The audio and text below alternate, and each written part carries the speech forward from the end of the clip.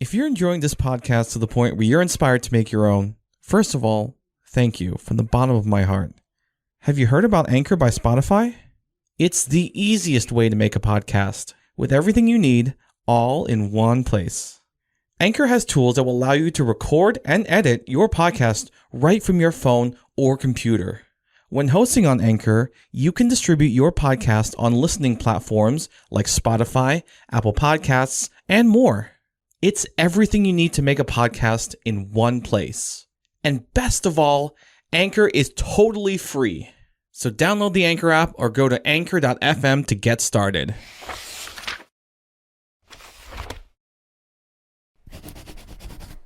Hello, friends and family, strangers and acquaintances, my future children, and my future self. I feel like the way I listen to music in relation to songs and artists is a bit different from a lot of people. A lot of people have their favorite bands or artists. They know all their various albums and discography and whatnot. But me, I kind of just like songs, not necessarily artists or bands. Don't get me wrong. If I notice that a handful of songs that I like are by the same artist, I'll definitely make a mental note of that and maybe even look into them more. Queen is actually a good example of that comes to mind. I like a lot of their greatest hits, Bohemian Rhapsody, We Are the Champions, No One Bites the Dust, Don't Stop Me Now, etc. But even they don't make it into the highly exclusive list of artists who I feel like I truly follow. There are only two artists on that list. The first one is Michael Jackson, the King. Second one, you guessed it, Taylor Swift. Now, I wouldn't go as far as to say I was a Swiftie, because I know there are varying degrees of Swiftiness, if you will. But ever since her album 1989, I've been closely following along with all of her works and can name most of her albums and almost in order. Something about her combination of chill but still a bop pop songs and incredibly thoughtful lyricism just makes her an objectively standout artist. But also, her music has a lot of sentimental value to me in relation to my relationship with Lex. I could get into that now, but let me bring Lex in too. So, without further ado, let's go. All in. Lex, do you mind giving me the time of day you got a watch on you or something like that? A watch? No. Do you got like a sundial or anything? A sundial? Are we talking about midnight? Midnight, you come and pick me up, no headlights. Which is also the name of the new Taylor Swift album. Yep. That just dropped last midnight, not this midnight. It's been a whole 24 hours since we listened to it. And it was a long drive. Yeah, we listened to it with my sister driving her back to her place in Philly. But yeah, it's midnight now. And this entry is going to be all about Taylor Swift because she does have quite a lot of significance in our relationship. Oh, yeah, for sure. So as much as we want to talk about midnight, we'll get to that. I think we should establish what Taylor means to us. When I first met you and we were becoming friends was around the time 1989 came out, her album. And you always were playing that album when I was over. And the one song that stuck out in my mind that I remember... Welcome to New York? No, I'm kidding. Actually, no. No, I know. Although every time I'm driving to New York, I can't help but be like, welcome to New York. It's been waiting for you. Yeah. The real song is Blank Space. Mm-hmm. And now, in hindsight, looking back at that song, it really was kind of the perfect song to describe what we were. Mm-hmm. Kind of, us looking at each other like, what are we? Are we friends? Are we best friends? Are we lovers? Yeah. Yeah, and it's like you weren't really sure. Is it going to go down in flames? Yeah, like what is this Is it going going to to be worth the pain? Yeah, exactly. Like, is this going to be a good thing, a bad thing? Like, you weren't But really we sure. were both Starbucks lovers. No. I always thought that was a funny like line because so many people heard it that way, and I never heard it that way. I never heard Starbucks But you lovers. know what's funny though? I would sing it the real lyrics. Yeah. Got a long list of ex-lovers. Ex-lovers, And I yeah. remember you looked at me one time and you were like, really, Starbucks lovers? I was like, what? No, I actually sang it the correct way. You heard Starbucks lovers Yeah, when I sang when it. you sang it. But I was singing the real lyrics. Yeah, which is really funny. So I'm just like, well, how does that work? Yeah, exactly. Like that was a weird one. 'Cause Yeah. it was like I heard something different from what you actually said, but then we had the whole conversation about like how that's a thing. Yeah. Yeah. Yeah, and so many people hear it that way. It's weird. But yeah, that Blank Space may be my favorite Taylor Swift song. Well, Ooh, it's going to be tough. That's a hard one for me. It's okay. You don't have to answer that because I know that's even tougher for you to answer. Oh God, yeah. It's I mean, I can say, if not my favorite song, one of my favorite songs, but it's not on 1989. Oh wait, what is it? It's Happiness. Oh, I may not be familiar with that one. Yeah, oh, that's one of my favorite ones. What album was that from? That's good. I believe that one is Evermore, I think. Okay. I'm pretty sure it's on Evermore. But Oh, it actually might be Folklore. I think it is Folklore. if I remember we had a conversation earlier about how like none of her albums they all sound distinct from one another. The only one I'd make an argument against that for would be Folklore and Evermore. Yeah. Those two, I think I get mixed up. I do get those mixed up. Like, I like both of those probably the same, I would say. Oh, no, it is Evermore. I was right. Okay. I wasn't sure. Yeah, that one's probably my favorite. Well, one of my favorites anyway. Okay. Yeah, for me, I have a clear top two. And so Blank Space came out around the time where the context of the song made sense for us. Like, we weren't really sure where our relationship was going, whether if we were to just stay friends or if it were to evolve into more. And then when Lover came out, the album and the song, we were very much in that place where it's like, can I go where you go? Yeah, definitely. We can leave the Christmas lights up till January. Yeah. We've left our Christmas tree up for like 2 years straight. We've never taken it down. Never taken it down. I'm staring at it right now. Yeah, it's standing proudly. Yeah, it's literally over there. We're like never taking it down.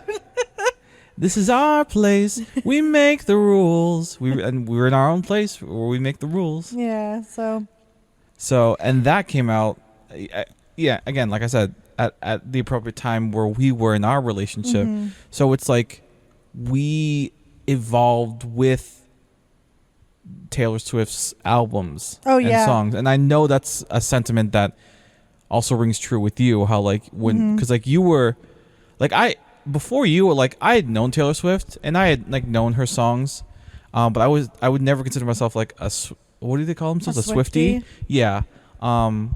Now I'm definitely, I'm there. I'm hanging with the Swifties. Yeah. I'm like, I'm kind of part of the club. Yeah. But it was mostly due to you because you really like love Taylor Swift. Yeah, I've loved Taylor Swift since the very beginning, since her debut album. The first song we heard from her was the same song, which was Teardrops on My Guitar. I wonder if that's like a similar phenomenon for everyone, because I feel like that was well, correct me if I'm wrong, wasn't that like a pretty like breakout song for her? I think so. I also think Tim McGraw as well. See, I'm not as familiar with that one because that. Yeah, I heard Teardrops on My Guitar and Tim McGraw right around the same time. Okay. I definitely heard Teardrops first, but Tim McGraw was like also on the radio. Okay. During that. And at the time, I didn't connect the two. I didn't realize that Taylor Swift, like both songs were Taylor Swift until I actually, could register that, oh, this is the artist's name. She also wrote this other song. Yeah, this kind of thing. Right. Yeah. So I also want to mention, so I believe you are part of a niche group of people who, I hate to say it, has an unpopular opinion of liking country music. I mean, I don't know. I like country music, and I guess that is maybe kind of unpopular, but I think it's only unpopular because, similarly to Taylor Swift, you haven't listened to all of it or a good amount of it to understand it. And I stand by this. All women of country are fucking great. Listen to the women. You know, like, I have not heard one woman in country that was fucking bad. Like, they're not singing about like trucks and cowboy boots and shit and drinking beer. Sometimes they are, but a lot of times they're not. Drove my truck, hit a deer. Yeah, and I'm just like, and even I know that's the trope. And even if they're talking about stereotype. that shit, who cares? Fuck them. Like, right. I just think I'll admit country gets more hate than it should. Oh yeah, I definitely feel that it's the same sort of situation that, like, legitimately, like, Taylor Swift has gone through herself, where it's, if you think Taylor Swift is bad, if you think country music is bad, you haven't listened to enough of it or enough of her. Mm-hmm. Same thing. Yeah, I know we had this conversation earlier, but I do think that there is a difference between something just not being your preference and then, like, legitimately actually, like, hating something. Oh yeah. Which I feel like hating, you know, it's super strong word, and, like, many times, like, over exaggerated, like, when it comes to, like, things like country, like, and maybe Taylor Swift. And yeah, like, some people just kind of hate on things to hate on things a lot of the time, and I think if your preference is in country music, that's fine, but don't just discount all country music because you heard like 7 songs and you're like, ew, this genre's gross. Right. You know, like, come on. Like, that's not the whole genre. Yeah. And I mean, you saw me earlier. I was jamming out to that remix of that one song, Country Girl, Shake It For Me, Girl, Shake It For Me, Girl. And it's funny because, like, I'll defend country music, but it's by far not my favorite genre. But I do like country, sure. Like, will I listen to a country music? Definitely, 100%. Are there a lot of country artists I like? Definitely. But is it my main genre that I listen to? No, not at all. But I'll definitely say that I actually was a part of the group that didn't like country at one point, and then sat down and actually listened to country music and ended up liking a lot of it. Yeah. Shout out to Jody Messina. Jody Messina is amazing. She's so fucking good. And Dolly fucking Parton, like, come on. You kidding me? Like, come on. I think a little off topic, but I don't know if it was a TikTok or just like a meme online where someone was like, did you hear about the news about the Queen? You know, in reference to Queen Elizabeth. And they're like, is Dolly Parton okay? Because that's their queen. Which is like, no, the actual queen. The Queen of England. Yeah. If Freddie Mercury were still alive, I would probably think of Freddie Mercury first. Oh, yeah. And they'd be like, oh, is he okay? No. I mean, obviously he's not alive anymore, but I get that. Right. It's so true. Yeah. Like, honestly, any number of women, like Madonna, like anybody. But that's really funny. Yeah. Yeah, but I do think that's true, that if something's just not your preference, like, that's fine, but don't go hating on something just to hate on it. I don't think that's fair. Yeah, exactly. I think people jump that gun way too quickly. They really do, especially, like, with Taylor Swift, I find. Yeah. Like, the amount of people that I have been like, oh, I love Taylor Swift, and then they're instantly like, oh, I hate Taylor Swift. How can you like her? And I'm just like, how can you not like her? You know, it's one thing to not maybe like Taylor Swift as a person, which that's, you know, debatable anyway, because no one really fucking knows her except the people in her life. So how can you really say you don't like her as a person? But I think it's more like agreeable to maybe say that you don't like her music. Mm. And to that, I'm like, do you not like works of art? Do you not like good movies? Because, like, that's what Taylor Swift's music is. It's very... I agree with you, but it is subjective. I mean, it is... I would say yes and no. And with that, I mean, like, she uses quite literally literary devices, things that make masterpieces, things that we consider like the greatest works of art, like things like metaphor, things like similes, things like juxtaposition, like all of these things that you learn in school that make up every single work of art that you've ever read tangibly. Like they're in her songs. So I think that, I don't know, to say that Taylor Swift isn't a good writer or like doesn't know what she's doing, or I just think is simply inaccurate. And it's really largely incorrect that she doesn't know how to write a song.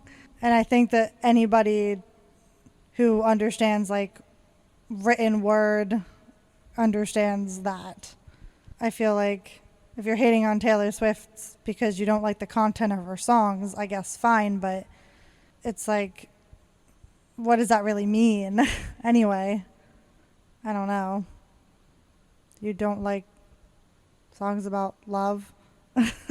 Or like songs about like the human experience? That's a good point, because I know a lot of people, I guess like one of the main criticisms you hear, which is quite outdated now, is that all her songs are about her exes or about love or about boys. And it's like, that's definitely not true now. Definitely not. Not for the last like couple albums. More than the last couple albums. Yeah. And even the ones that do talk about, say, relationships, Happiness is actually a great example, because that talks about a relationship, but it talks about the breakdown of a relationship and how your relationship can go from being really, really great to, you know, you're in the middle of a really messy divorce, and how you can both feel happy for the good times, but devastated at what's happening now at the bad times. And there's like a duality between that I think is incredibly like impressive, that she's able to convey those sorts of deep emotions in the span of like a 4-minute song. That to me is insane. And I just love her for that, for just the pure lyricism and how poetic everything is. And like even the songs that are about like romance are much deeper than just simply, oh, I'm sad because a boy broke up with me. Like, that's discounting Taylor Swift completely. Like, now in her early stuff, sure, fine, but that's like her debut album. That's like Fearless. You know, that's like what, a decade ago at this point. And it's like, you know, people grow up, right? They mature and they develop, they expand, they don't stay stagnant. Anyway. Well, you're right. and Taylor Swift is no exception to that. So I don't know. I think it's very simple-minded to only like reduce her to that. Yeah, I definitely agree with that. Yeah, just to simply say that is what she is as an artist, I think is... And that's all she'll ever be? That's... such a simplification. Super dismissive. Yeah, very dismissive. Like, it's not at all accurate, especially now. Right. To who she is as an artist. And right. And like, I've loved like watching that trajectory, like her grow and everything. I think that's amazing. Like, from this like kid, basically, like super young adult, to like this woman who like has a lot of like very deep feelings about a lot of things. Yeah, very emotionally intelligent. Yeah. Feelings, and the way she articulates it is very beautiful in a lot of ways. There you go. Yeah. Beautiful is probably the best word for that. Yeah. Especially like going off of Midnights. It like, and I said this to you earlier, but this is way more like poetry than it is anything else. Yeah. Like, obviously, it's poetry put to music, and she is a musician, but damn, like, a lot of the stuff she uses, like literary devices, I'm just like, what? Like, I'm just like, how did your brain think of that? I know she's transitioned from country to pop, but her style of pop is unlike any other. It's not the pop you think of today. It's like, how do I describe it? Like a soulful pop almost. I don't even think at this point you can classify Taylor Swift as any particular genre at all. She is her own genre. Yeah, she's very, like, and everything is very cohesive and it makes sense, but it's also like not traditional in a lot of ways. And it's like Taylor Swift is her own fandom. Yeah, she has a signature sound for sure. Yeah. That's uniquely hers. Taylor Swift can basically do fucking anything at this point, and I'll listen to it and I'll be like, this is great. And it's funny because coming off of like Reputation, and also coming off of Lover, like Reputation and then going into Lover, I was like, I was kind of meh with like Lover, like at first. And this happens with every goddamn Taylor Swift album until I fucking listen to it 7,000 times and I'm like, this is great. Jam into this. I was the same thing with Folklore, same thing with Evermore. Well, not so much with Evermore because it was very similar to Folklore, but yeah, because I've been repeat Evermore and Folklore for the past like 2 years. That was a crazy time. She just dropped them out of nowhere. That was I live for that. Everyone into like mass hysteria. I love that so much. I honestly prefer that she doesn't help me. Don't tell us and then just drop it out of fucking nowhere. I like both. I like surprise drops out of nowhere, but also I like building up and hyping up and leading to a literal midnight release. That was actually really fucking cool for Midnights. That was awesome. Yeah, that's very, very cool. It gave you the essence of going to like a book release or something, or like a showing movie theater like showing kind of situation. It was great. Tell the stat that you told me about Spotify. Oh yeah, that that Taylor Swift basically broke Spotify. Yeah. Like literally before the clock could strike 12. Yeah, before the clock could strike 12. Yeah, she broke the record. I'm just like, that's insane. Like, broke the record for most streamed album. In a day, right? In a day. Yeah. And I'm just like, what the fuck? Although I'm not surprised because literally I was trying to download Midnights yesterday and like fucking Spotify was not working. And I was like, of course. But I'm not surprised. Like, everyone was fucking waiting for this forever. So I like that it was true midnight for us because like for the people on the West Coast, it was 9 p.m. Yeah. Which, at least in that way, though, they kind of in some ways got it early. Yeah. But really, it's like not. But you know, but we had the magic of it really actually being midnight. Yeah, I think it's funny because like I said this to you and your sister, but I was like, it depends. Like, you know, because Jess asked like when was it released, and then I was like, whatever coast Taylor Swift is on, that's the time it's gonna be released. Yeah. Is she on the East Coast or the West Coast? Well, we found out our answer. Yeah, we found out our answer. Does she still live in New York? Do you know? I'm pretty sure she has a penthouse in New York still. Well, I'm sure she has like places everywhere. She definitely owns a lot of real estate. She mainly lives. Yeah, I'm not sure. I know she had a penthouse and she was renovating it during like the 1989 times. So I'm not sure if she still has it, but she probably does or has something in New York. Yeah. But either way. Yeah, so I guess let's just jump straight into Midnights. Yeah, that's fine. I have notes for pretty much, almost every track, and just like lyrics that kind of stood out to me or lyrics that I wanted to maybe get your opinion on. Okay, I'm cool with that. Do you have notes as well? I have some notes, yeah, okay. But I'll bounce off Let's of go yours. in order of the tracks. Yeah, that's fine. So, number 1, Lavender Haze.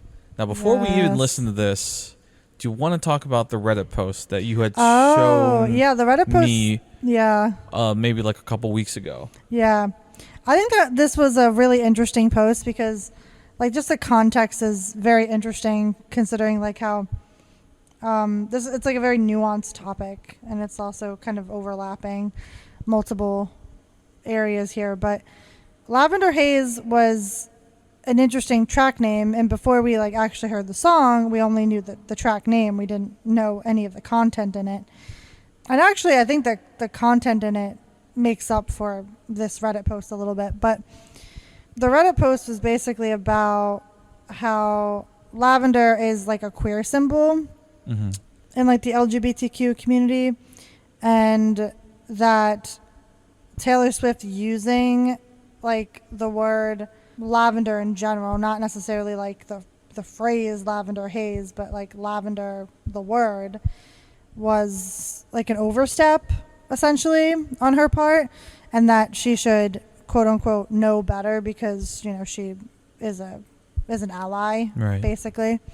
And I didn't really know how to feel about that. I think I understood, like, I thought the post was very well written, also very well researched, because all of it was very true. Like, it just gave the history of the word and like what like lavender means to like the queer community, which is basically just like a symbol of like not heteronormative but homosexual like love, and kind of a rejection in a way of like heteronormative like standards and everything. And there's a whole like large history behind that I don't really want to get into because it's like really long, but it's very interesting if you wanted to like look into it. But generally the gist of the post was that Taylor Swift shouldn't be using it because she has such a large audience, and that people are going to be like using that in terms of like a heterosexual relationship, like a straight relationship, and not like a gay relationship or like a queer relationship, and it should be quote unquote just for queer people. And that's not necessarily true. Like, queer people don't 100% own the word like, you know, lavender, right? Because that's been a word for longer than we've used it. But even so, I get where the post was coming from. I thought it was interesting, and I get it, because like you don't want people to like take over something that you think is yours, or like that your community has like made something into.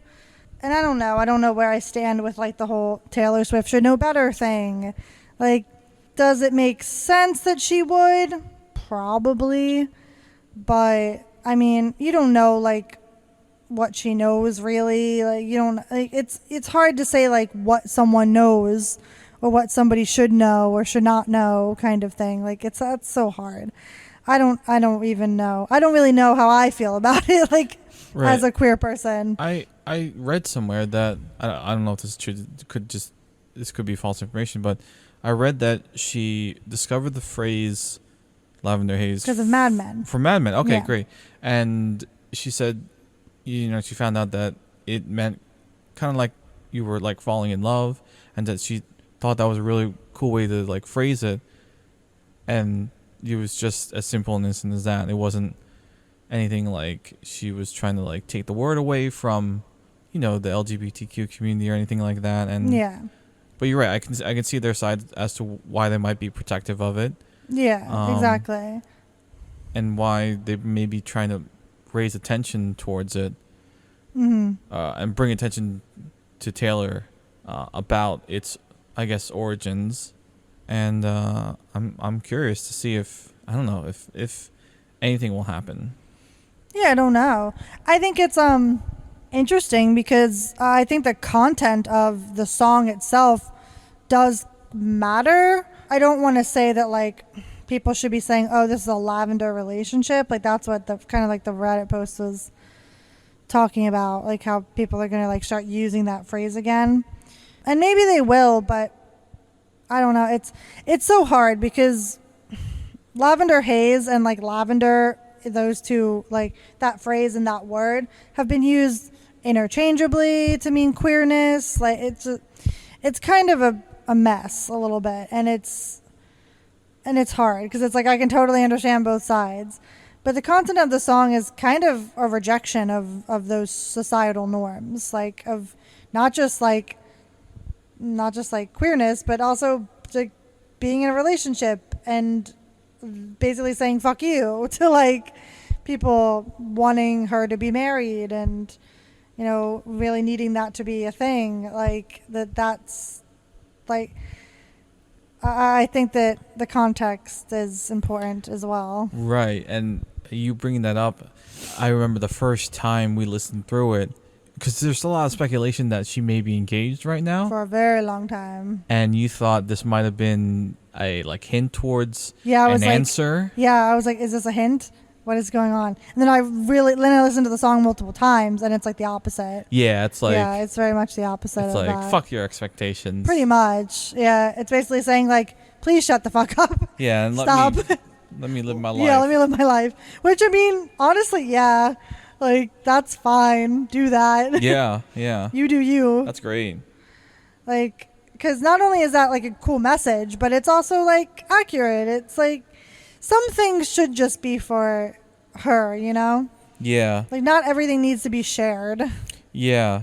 The lyric I have written down is, all they keep asking me is if I'm gonna be your bride. Yeah, I wrote that down too. The only kind of girl they see is a one night or a wife. Mm-hmm. And it's like, ooh. That's a heavy line too, but it's also super fucking accurate because it's like women are only seen as those like, two extremes. Yeah, those two extremes. Yeah. There's never a middle. And if you are a middle, then you're an old maid, or you're any number of like varying insults like towards a woman that is all based on age and appearance and generally degrading. So yeah, and like it's a reflection of like, I guess, how men can control you. Or yeah, and also just in general societal standards. Society controls you. Yeah, what society deems as important or not important. Right. So it's, which again, society is largely controlled by men. Yeah. The patriarchy. Yeah, exactly. Fuck the patriarchy. Keychain on the ground. Keychain on the ground. Yeah. That line is great because it's, well, great that she said that, but also that the meaning of that line is like, yeah, on one hand you're saying fuck the patriarchy, but on the other hand, it's not that important to you because your keychain was just carelessly thrown on the ground. Yeah. You didn't care that much about it. You don't actually believe these things. This is just something, this is a show. This is just something you're doing as performative action, basically. Yeah. Okay, moving on to the second track, which is Maroon. Love that one. Yeah. That's one of my favorites. The lyric I have written down is, or I have a couple. Carnations you had thought were roses, that's us. Yeah, that's my favorite, I think. Oh, that lyric, really? Yeah, that lyric. Oh. That out of the song, yeah. So my interpretation of that is that in the relationship there's a lot of like miscommunication and sort of misunderstandings. Mm-hmm. Again, carnations you had thought were roses, that's us. Yeah. And then like the mix up in the flowers is it's symbolic for their relationship. Oh yeah, exactly. That you thought it was one thing and now it's another thing. Right. Another layer to that is sometimes carnations are used as like funeral flowers. So I think that's kind of interesting. Like this is like the death of the relationship kind of situation. Oh yeah, yeah. So that's like another interesting layer. Yeah. The other lyric I've written down is, and I wake with your memory over me. That's a real fucking legacy. Yeah. It was Maroon. Mm-hmm. Which I'm drawing a parallel to that from her many albums ago. Loving You was Red. Oh, yeah. Oh, Red. Yeah. Yeah. And then, well, now it's Maroon. Yeah. First a darker off, red. Taylor Swift loves a good color imagery. Mm-hmm. Like when it comes to like saying that, she was blue and you painted me golden, that kind of thing. Well, look at the last song we talked about, Lavender Haze. Yeah, so. Lavender Haze, Yeah. Maroon, like all of these. She's quite a colorful person. Yeah, and just like all this color imagery specifically equating to emotion. Yes, is yes. what she likes to do. Like colors represent certain emotions. Like blue is like sadness or depression. Red is like either love or like anger. Yeah. Yeah. Golden is like a happy sort of feeling. Like typically used when you hear that as for her boyfriend. Yeah. Like yeah. a quiet steadiness. Mm-hmm. I love that. I think that's very interesting. That goes back to like, literary devices that she uses. Imagery is a huge thing. Exactly. Yeah. It's like that's incredibly She like very smart. Well, I was about to say literally paints a picture, but like you know, metaphorically Yeah. paints a picture Metaphorically with her use paints a of picture color. of metaphors. Yeah. Ooh, Yeah. quite meta. Yeah. Metaphor. And then we have Antihero, which I think is a big hitter for both of us. Antihero is so good. Mm-hmm. Just that old song. Just from like the standpoint of the lyrics, this one I think I have 5 written down. I think. Oh my god. It's the most out of any of the songs I have listed. It's incredibly impressive. Well, the first one, Midnights Become My Afternoons. Mm-hmm. That one I just relate to just because I'm a night owl. So Yeah. when midnight hits, it's just like, oh, it's the afternoon. Oh, it's the afternoon. Yeah, perfect. Time to be productive. Yeah, it's like you said earlier, like night owls understand that. Yeah. Yeah. Oh, and then this is the one I think you and I both really enjoy. I should not be left to my own devices. They come with prices and vices. I end up in crisis. Oh my God. Like what a line. How did you think of that? It's like the rhyme just kept going and going, Yes. and it made sense, and It's I'm just like, so oh. impressive. Yeah. Like it's just it's so impressive. Yeah. That's what I mean when Taylor Swift is like a wordsmith. Like, oh Yeah. man. And like the next one I have written down is like the same thing. I wake up screaming from dreaming. Yes. One day I'll watch you. I'll watch as you're leaving because you got tired of my scheming. Mm-hmm. That's Ooh. insane. Mm-hmm. Just absolutely insane. She's been hanging around Lin-Manuel Miranda. I'm sure they would have a fun time together. Oh my God. Yeah. The collab of a lifetime. I don't even know what they would do. It's awesome. And, okay. And this lyric, I'll stare directly at the sun, but never in the mirror. Yeah. That one I thought was interesting because we had different interpretations. We had different interpretations, yeah. but both I feel like are valid. What was yours again? Are accurate. I forget exactly what I said to you earlier, but I know it had something to do with.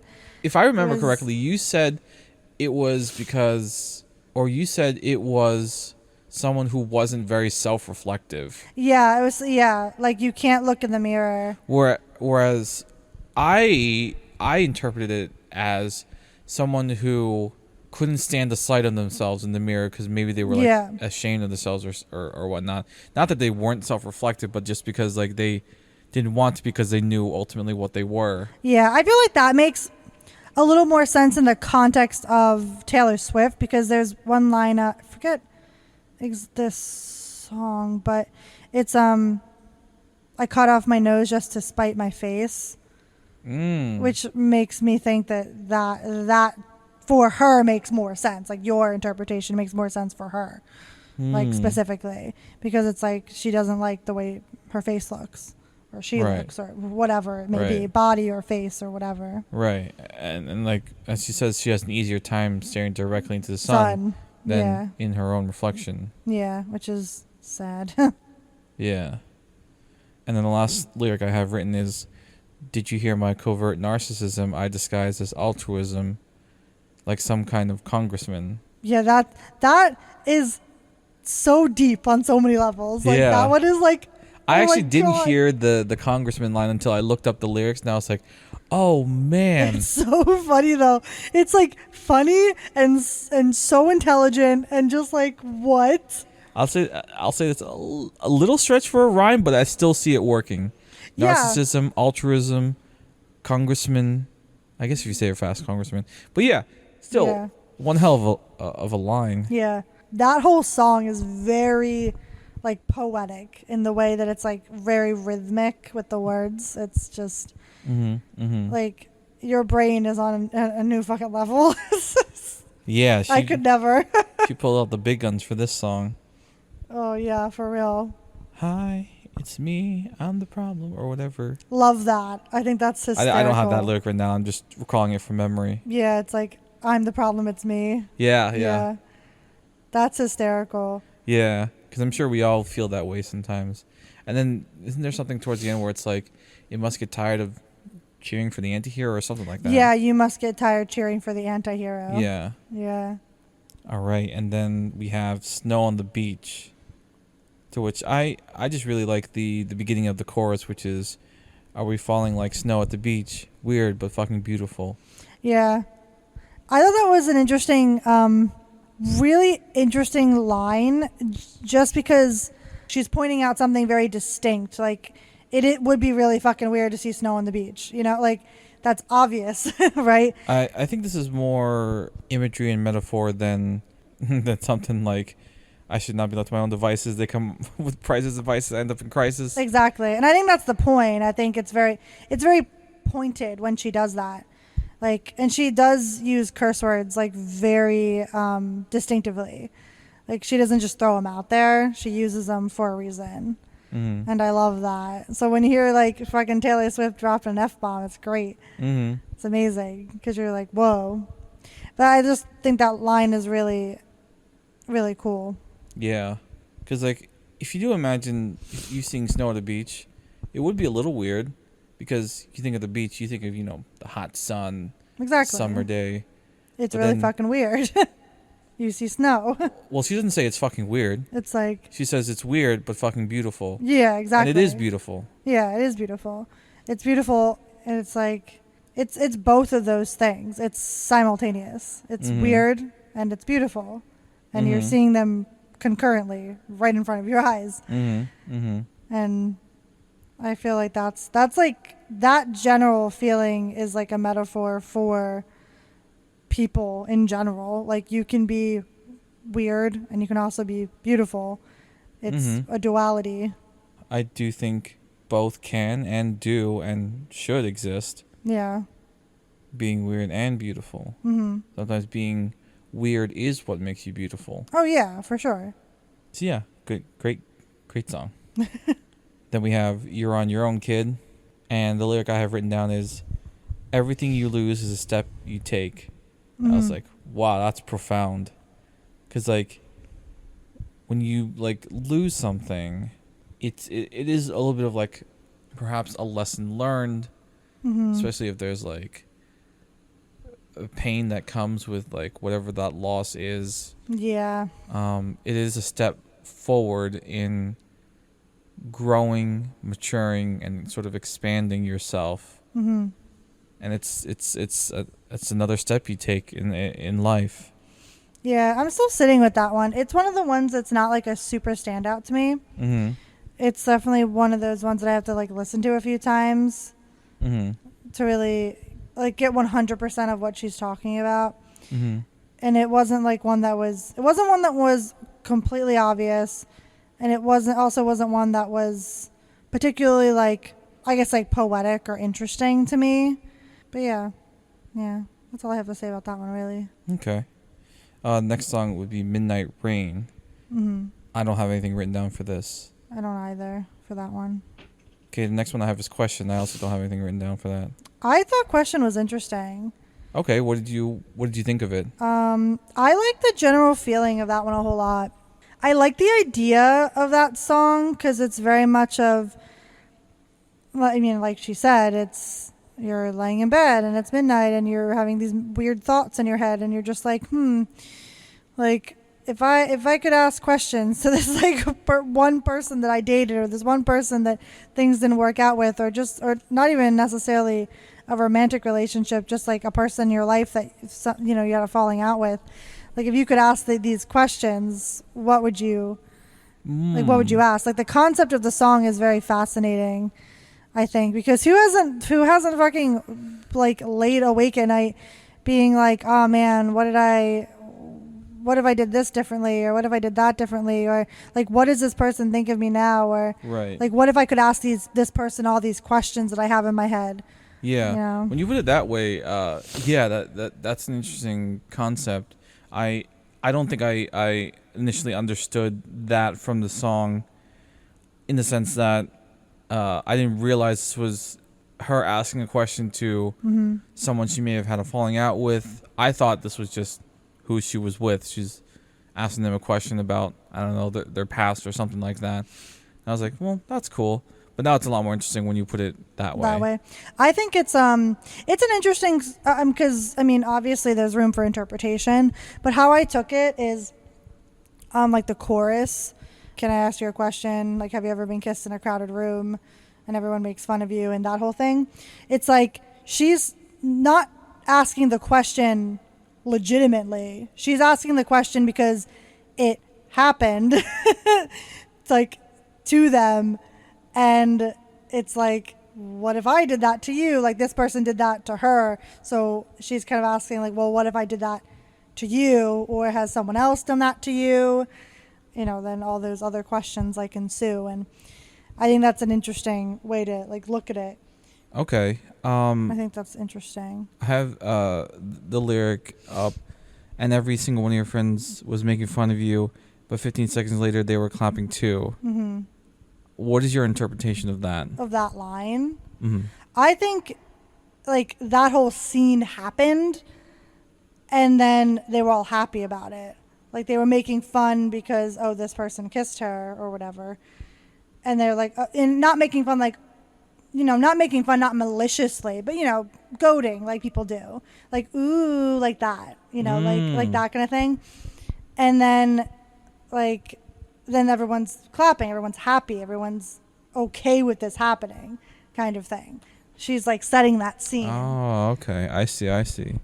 And it's like, I feel like that's maybe not like super overt, but that's sort of what I read into it. Like, because when people say making fun, I don't necessarily think she means like in a mean way. I think she means maybe in a teasing way. Yeah, I guess I may have taken that literally in the sense where like, I thought they made fun of her after the kiss happened. Yeah. So I'm just like, well, no, why did you just backtrack and start clapping? Yeah. But yeah, the way you explained it makes sense. Yeah, I just think the concept is interesting. Mm-hmm. Okay, then we have vigilante shit. Vigilante shit, I think, is insane. I remember you told me that's a little bit of Reputation. Yeah. Still living inside her. Yeah, definitely a little bit of reputation. And I desperately want to know who it's about. Like, I'm just like, because there's a few people where I'm just like, Isn't there a part where it's like, am I mixing up songs? Is this the part where like she like gave an envelope to someone? Yeah. And now they have the kids and the car and the house, the house and all the things. Like basically that line was like, where do you think your wife got the envelope? Because I gave her all your secrets. Yeah. Is basically what she's saying. Mm-hmm. And I'm just like, damn. Mm-hmm. The lyrics I have are, they say looks can kill and I might try. Yeah. Woo. The beginning of that's funny too, where she's like, something akin to like cat eye sharp enough to kill a man. Yes. Yeah. Oh man. And I'm just like, fuck. I don't dress for women. I don't dress for men. Lately, I've been dressing for revenge. Yeah, that's fucking. Oh, when I heard that, I was like, okay, Taylor. Yeah. It's funny because I've heard some people have said that, oh, like, why is she so mad? Like, she's so hung up on all the bad shit that's happened to her and like whatever, and I'm just like, yeah, like she could be like not hung up on that stuff, I guess, but like wouldn't you be pissed off too, like if some of this shit happened to you? Yeah. And I feel like if that kind of crap makes it into a song, well that's her life. Like, mm-hmm. Like this isn't just art. Like a lot of this is her life experiences like bleeding in to like her art, and that's sort of the point, right? Yeah. Like her human experience is like defining some of these songs, and this is what this song is. Mm-hmm. Mm-hmm. And I'm just like, it's interesting. It's quite the story, whatever this is. Yeah. Yeah. Okay, and the next track we have is Bejeweled. Yeah, Bejeweled is interesting. And the lyric I've written down is, best believe I'm still bejeweled. When I walk in the room, I can still make the whole place shimmer. Yeah. I just thought that was a nice lyric. Nice. I think I like the lyricism in this one. A nice image. It's pretty. I think it's an interesting song too, because it's kind of like either the end of the initial end of a relationship, or like the ending of a relationship that has kind of started to fizzle out, but it's not like a legit like breakup yet at this point. And she's kind of saying like, fuck you, like I'm still worth something, basically. Yeah. And I think that's like just a cool concept. Yeah. For a song. Yeah, very I guess girl boss-esque. Yeah, a little bit. And also just like, what do you lose by entering into a relationship that maybe isn't for you? like that's definitely a little bit of, she's playing around with that, and it gives me, it evokes like Mirror Ball a little bit for me, where she's like, I'm trying to be everything, basically everything all at once. I'm trying to, even if I shatter, even if I break, I'm still trying to be everything. And that's very much that's kind of what's going on a little bit here with her being like, I'm still worth something. I'm walking here and I can still make everything, like the room light up and all that. Then we have Labyrinth, and the lyric I have written down is, you know how scared I am of elevators, never trusted if it rises fast, it can't last. Which is true, because the metaphor, I think, is talking about relationships. If you go into it too fast, it's never going to last. Yeah, if you're going too fast in like a relationship, it's not necessarily the most stable. Just like a elevator going super fast isn't the most stable. Right. Yeah, I love the metaphor. That's really cool. And just the idea that like your mind is a labyrinth, I think is very accurate to me. Yeah, for sure. Then we have Karma, and I think this is the chorus where it's like, Karma is my boyfriend, karma is a god, karma is a breeze in my hair on the weekend, karma is a relaxing thought. Especially that last one, karma is a relaxing thought, because I think it just shows that she believes karma's on her side. Yeah, exactly. I think that's the whole gist of the song, that like all of the things that she listed is like a lot of the good things in her life, right? And that those things happen because of her karma. I think that's kind of like a really cool like way of doing it. I don't know. It's like a cool revenge. Yeah, it's interesting. And it's also that's like very in line with a lot of what she says in some of her other works. It's karma is a thing, especially in like Reputation. Yeah. It's definitely something that's talked about for sure, and she definitely has overarching things that connect her other albums to like this album, and vice versa. I remember in I think it was Look What You Made Me Do. She has a line where it's like, maybe I got mine but you'll all get yours. It's just another theme of like karma. So then we have Sweet Nothing. I love that one. Yeah, the lyric I've written down is, and the voices that implore you should be doing more. To you, I can admit that I'm just too soft for all of it. I know. Yeah, I love that one. I feel like that strikes a chord with me, because I definitely always think I could be doing more. But then I also like to you, I admit when like, I'm vulnerable around you. Yeah. So. I love that because she wrote that with Joe. Oh, really? So yeah, so this one is very much a personal one, I feel, and I love that because it's like just a nice little love letter, and I think that's really, really cool. Was that definitely like about him, do you think? I'm pretty sure. Okay. I feel like, especially since they wrote it together, I would say that it's almost definitely about him. Right. Honestly, I really just like, especially having the lyrics right in front of me, I really just like this whole fucking song. But a couple lyrics I like specifically. On the way home, I wrote a poem, and you said, "What a mind. This happens all the time." And I love that because the imagery of that is so wholesome. Yeah, so wholesome, but also so like particular. Like you can picture that, right? Yeah. Like you can picture that being a moment in somebody's life when you're in a relationship, and it's like that banter between a couple that's been together for a while. Like you can just see that. It's very visual, and I just love that. And same with because they said the end is coming, everyone's up to something, and I find myself running home to your sweet nothings. And I just love that because it's really true how like that, like if you're in a relationship and it's solid, it feels like not only just like your home, but your solitude, like in some cases like your salvation.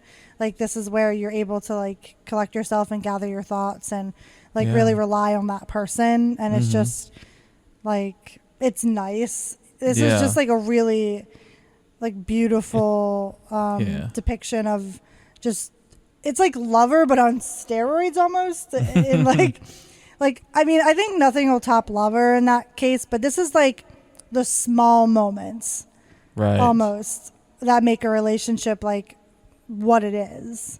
Mm-hmm. And I can totally like relate to this song, like, you know, with me and you, Yeah. right? It's like, this is sort of like where our relationship is. And it's like, we're each other's comfort Yeah. kind of thing in a world that's like, doesn't always make sense. Yeah. Yeah.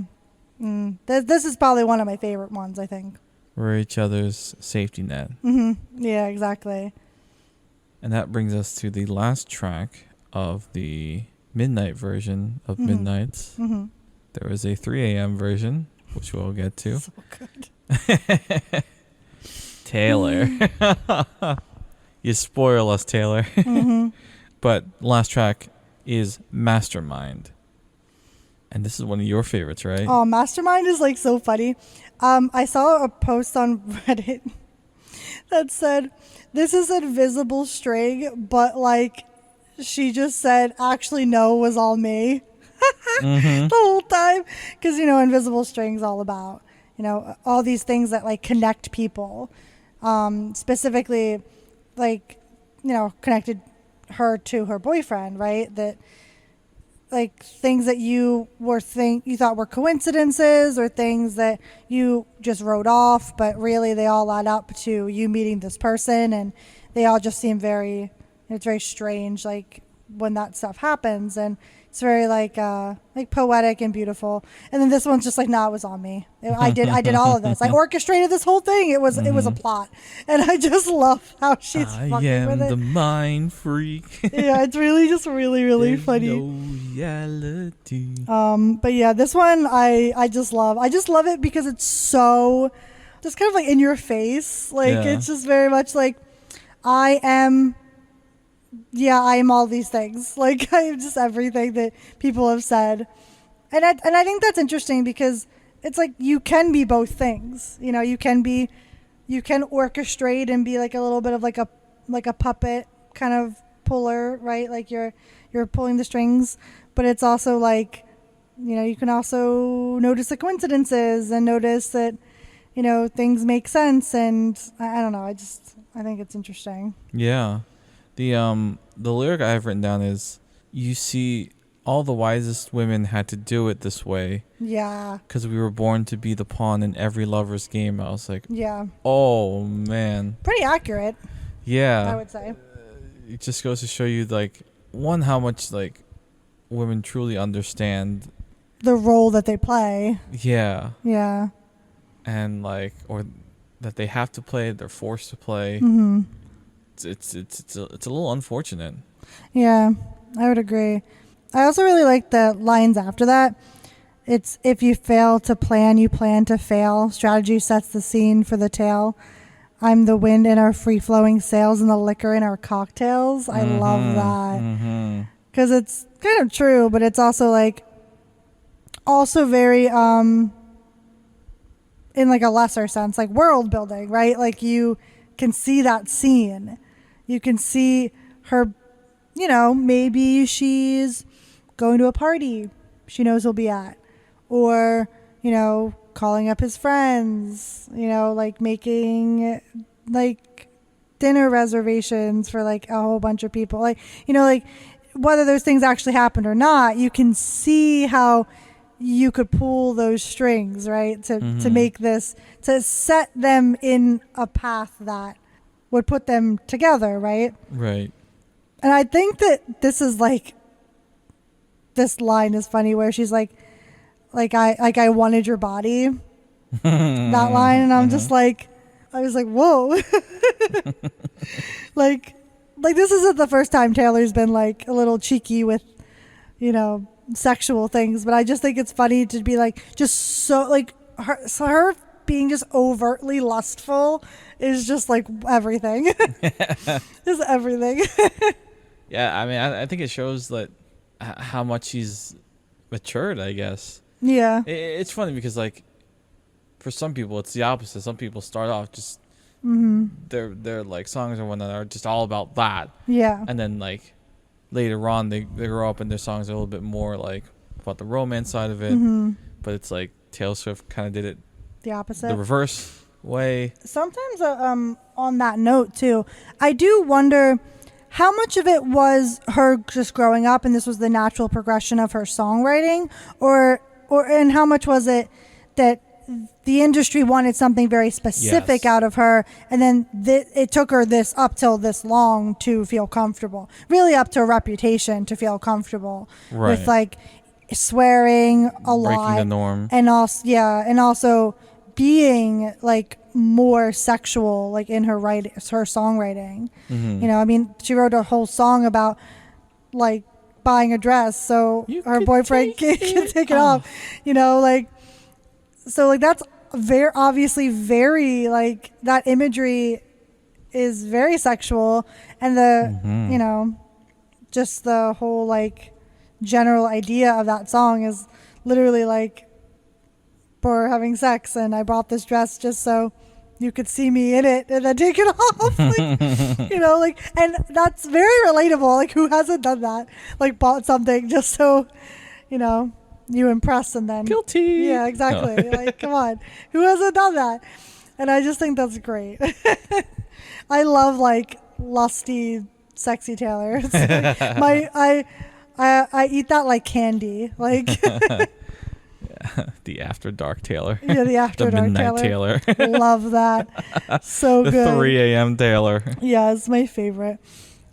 This one I think is just so it's fun. It's a fun one. It's also like has some very profound things in it as well. But it's a good ending one for like, you know, this set of tracks, I think. Yeah. But obviously there's like the bonus. Yes, there is a bonus. So then at 3 a.m. Eastern Standard Time, she drops another set of songs that I believe she said were like from the vault, and I guess these were on the chopping block for like the main 13 songs, but she released them as bonus songs, and so which more not content surprising. from her. Not surprising. She does this. So first we have The Great War, which I actually don't have anything for that. I don't have anything for that either. I had to be honest, I do have to listen to those a bit more. I haven't listened to those nearly as much as I have the other ones. I mean, I listened to it once through, but I had the lyrics in front of me, so I could pick out anything that stood out to me. Nothing stood out for you, and for nothing. That one. And not saying, you know, if nothing stands out to me, it's a bad song. I'm just saying that like I'm not sure. I may need more time to like sit with it, understand I agree it, with that. And maybe nothing's immediately jumping out at me. So by no means am I saying are these songs bad. Yeah, of course.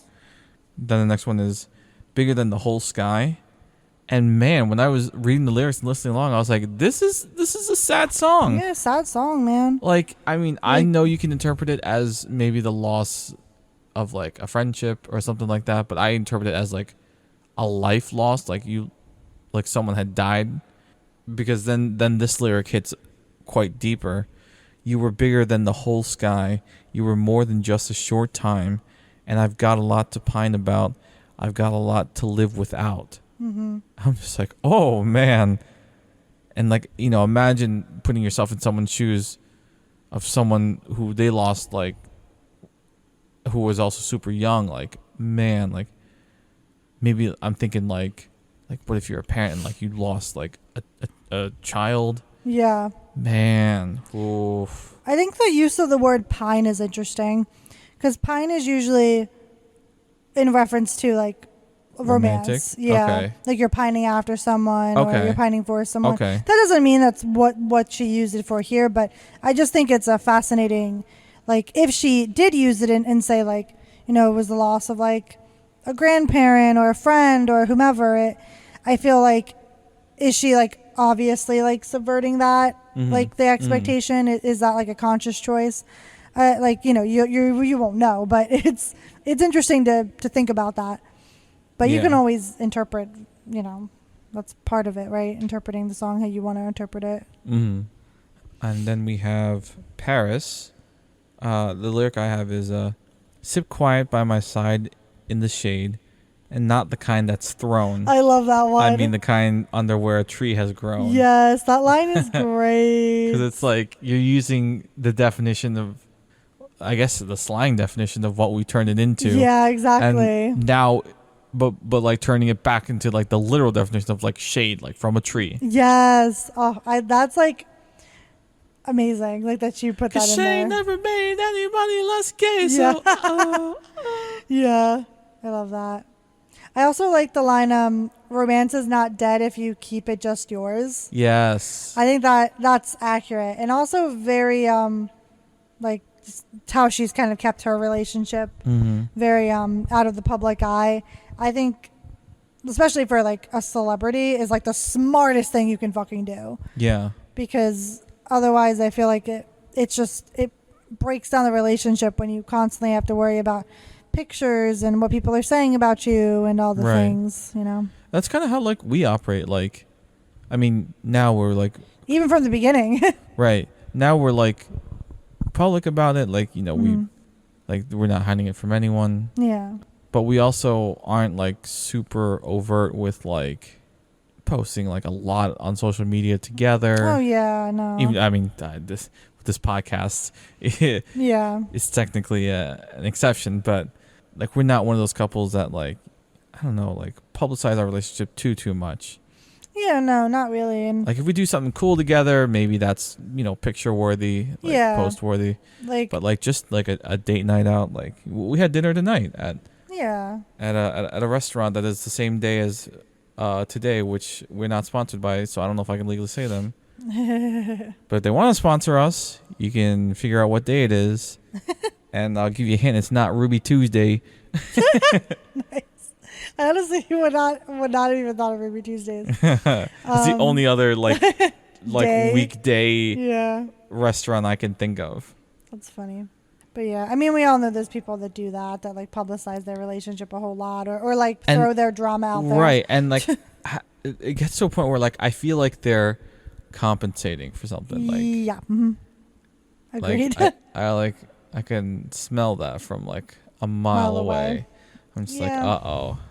don't be super like lovey-dovey like all the time, because Yeah. it might start to look, Fake. yeah. Also, some people Disingenuous. just straight up put up their like fights out there, like Yeah. throwing out their drama for the world to see on Facebook or whatever. Yeah. I've been guilty of that. I mean, not with relationships, but I don't know, just throwing out drama, but Yeah. I've learned to move past that. Yeah. I feel like most people just use it to vent. Yeah. I really like with this one, like just the general feel of it is the relationship you're in kind of acts as like a buffer, like to the rest of the world, and also acts as like you can have all kinds of fun, like with the person that you're with or whatever, and what everyone else is saying isn't as important as what you two feel, Right. basically. Exactly. And I think that's just like also like a very nice sentiment, like Yeah. yeah, just like generally very nice. I think that's sweet. Yeah. The only opinion that matters is yours. You too. Then we have high infidelity, and it wasn't until this line that it clicked in my head. Oh shit, I know what she's talking about. Even though the title should have given it away, but still, the line where it's like, do you really want to know where I was April 29th? Do I really have to tell you how he brought me back to life? Oh my I was like, god. Oh, she's seeing someone else. Oh shit. It's like, oof. Interesting though. Oof, you fucked up, brother. It's like you done fucked What- up. what- Yeah, you done got something wrong. What'd you do to make her have to like What'd you find someone else? do? Oh, I don't have this written in front of me, but isn't there another line where it's like the worst thing you could do is like not love someone enough? Yes, that I'm just like, line. oh, if that's what happened, man, Yeah. bro, you fucked up. Oh, and the one line, your picket fence is as sharp as knives. Oh yeah, Like, something about oof. dancing all around it. Yeah. I think that's interesting because obviously, like, cheating on your partner not cool. But if like if you're already like emotionally like uninvested in the relationship, and it's like, especially if it's a situation where it's like, this is not even like so much talking about Taylor Swift specifically, but just like the content of the song, like that, if you've already checked out and you're not putting any effort into the relationship, well, you may not have like officially ended things, but for all intents and purposes, shit's done with. So it's kind of like, can you really blame the other person for like straying? Like, obviously you should have probably had that conversation, but nobody's really all that surprised if you haven't, involved your partner in fucking anything for over a year or more than that. Like, are you really not surprised that someone's stepping out on you? Like, you shouldn't be. Like, it's like, yeah, it's shitty 100%, but it's like you also got to take some responsibility that you didn't try to keep it either. Right. Yeah. Okay, next track is called Glitch, and I have written down here, I thought we had no chance, and that's Romance. Let's dance. Yeah. That seems almost like a Broadway line, almost. Yeah. I can see that. Not like not so much in like how the track is, like the musically, but just in general, like how it sounds like coming out is very like I could see Lin-Manuel Miranda throwing that in his next musical, kind of thing. But yeah, I like that because it's true. Sometimes when you think you have no chance, that's romance. Yeah. I just that and that's another one. I mean, the concept of that's interesting. Like thinking that you in some ways you got so lucky that this is like not real. Yeah. Like I think that's. I thought we had no chance when you told me you exclusively date girls. Yeah. Well, I also thought we had no chance. And that's romance. Let's dance. We're a glitch, I guess. We are the glitch. We are kind of a glitch. I love this line though. In search of glorious happenings of happenstance on someone else's playground, but it's been 2,190 days of our love blackout. I'll be honest, that lyric is a little above my head. I'm just like, okay, what? I don't know what she's saying there. I just love, I don't even know if I 100%. I just kind of love the line. Like, I just think it sounds cool. It does sound cool. I'll give it that. It's like, but I'm just like, okay, dumb it down, Taylor. especially in search of our glorious happenings of happenstance, like happenings of happenstance. Like there's just something about that that's interesting. Yeah. I just really like that. Like I could just go on forever about like the lyricism, the writing of it all. Like it's just fascinating. Also, like it must be counterfeit. I think there's a glitch, and it's like the fact that you think that this is like not just real, too good. Like it's too good to be true. Yeah, it's just it's insane. It's I don't know. I think that this one is kind of different, a little bit different from like the mood too of like the other ones. It's a little bit more like upbeat and kind of like more catchy, I guess, than. Like more, I guess, more poppy, more traditionally poppy than the other ones, because the other ones are like kind of a chill vibe, chill pop vibe, like more folklory, Evermore-y than 1989. Right. Yeah. All right, moving on to Would've, Could've, Should've. Again, this was one of the ones where I didn't quite know where it was going, but then this one line like definitely like raised my eyebrows. If you never touched me, I would have gone along with the righteous. Oh, and also, if I remember, this song was like has a lot of religious references. So I'm just like, what is going on? Yeah. I don't know if this is like a story personal to her or just her telling a story maybe of someone else, but like it seemed, I mean, I don't know, like I could be interpreting this wrong, but like someone like maybe like from her church like do something to her, and now it haunts her. It's funny that you say that because I don't know if this is true or not, but I saw I think it was a tweet, I'm pretty sure, of somebody who interviewed Taylor Swift a while ago. This person had cancer, not during the interview. They were in remission, but they had previously had cancer, and it had come up, like, I guess after the interview, they were just chatting, and this is what happened. And Taylor didn't really have any way to relate to the experience, of course, of like having cancer, or I guess even at the time didn't know anybody who did. And eventually her mom would, but I don't think at the time she knew anybody who did, and obviously didn't herself. And so she related it to a relationship that was like emotionally very like exhausting and like borderline or straight up abusive, basically. And like how that emotionally destroys you. And that was like kind of her point of reference, that just like how cancer like physically destroys you, it also emotionally destroys you. Relationships can do that to you too, like especially negative ones.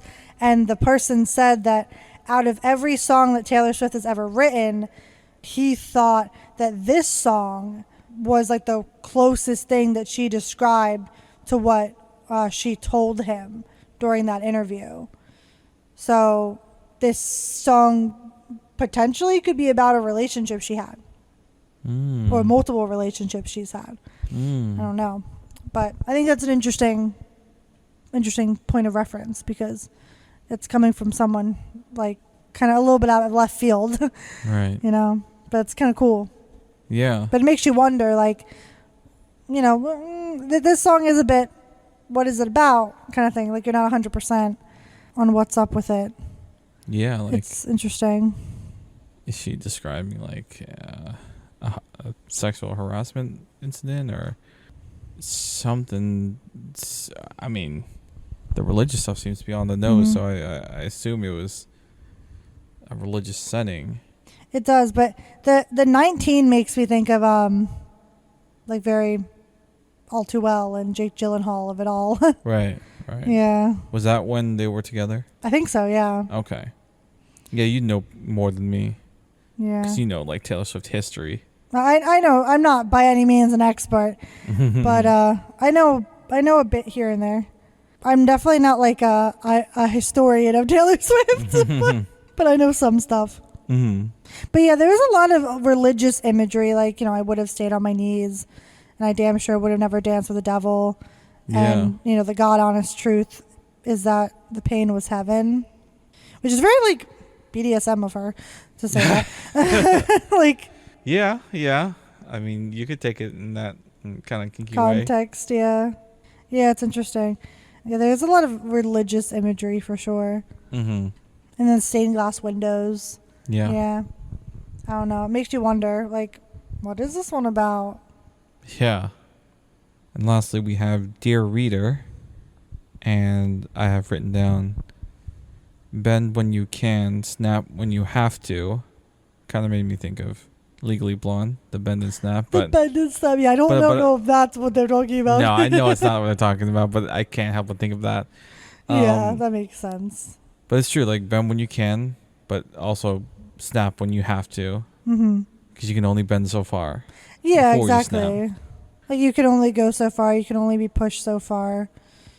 Like, everybody has their limits. Right. You know? And then you don't have to answer just because they asked you. Yeah. And I think that's something That's simple that we accurate. all forget, is that just because you're asked something, you know, you don't owe anyone an answer. Oh, yeah, no, for sure. I really like the beginning line, too. It's like, dear reader, if it feels like a trap, you're already in one. Yeah. It's like, fuck. Yep. It's like, if you recognize that you think it's a trap, it's probably a trap. And if you don't recognize yourself, that means you did it right. Yeah. I almost wrote that one down. Yeah. It's like, if you took a risk, it's like that changes you kind of in a fundamental way. Yeah. And it, hopefully for the good, anyway. Yeah. Yeah. Never take advice from someone who's falling apart. Right. Yeah. Very, very true. Yeah. Probably not the best. Be careful who you take advice from. Yeah. It's good to take advice from people who have fallen, and then got back together. They have good advice. Yeah. Not the people past that tense, are. Yeah. not present tense. Not present tense. Yeah. People who are currently falling apart are probably the worst people. Yeah. Because they don't know what the fuck what's going on. Mm-hmm. This one's definitely a good one, for sure.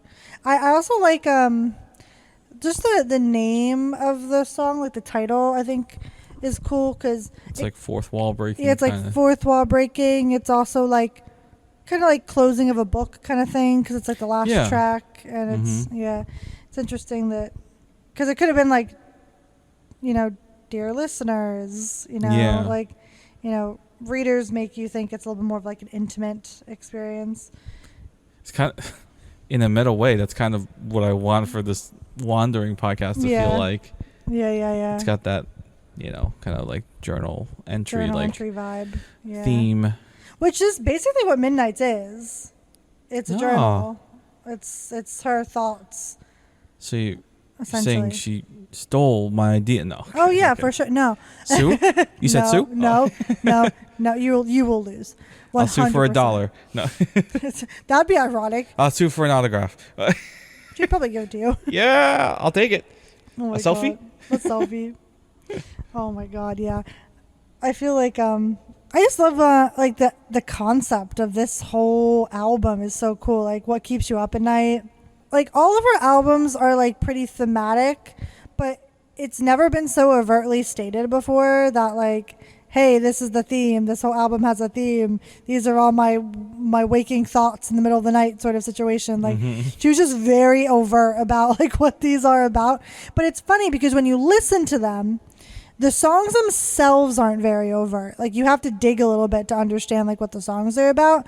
Right. And like I haven't completely even like grasped all of this. Like I will probably understand them way better in like a month from now. This album's just fresh. Barely 24 hours old. Yeah. Granted, I have listened to the album like at least 4 times, but still, but like I'll listen to like Evermore and Folklore and like any Taylor Swift album really and still find things I never saw. And I've been listening to her fucking forever at this point. I feel like that's when whatever particular piece of art you're enjoying is really good. Yeah. You still like pinpoint it. It's like when you read a good book. It's you notice things on the read through that you won't notice on the second or the third or the fourth. Same with watching movies. It's like rewatchability. Re-listenability. Rewatchability value. Yeah. Exactly.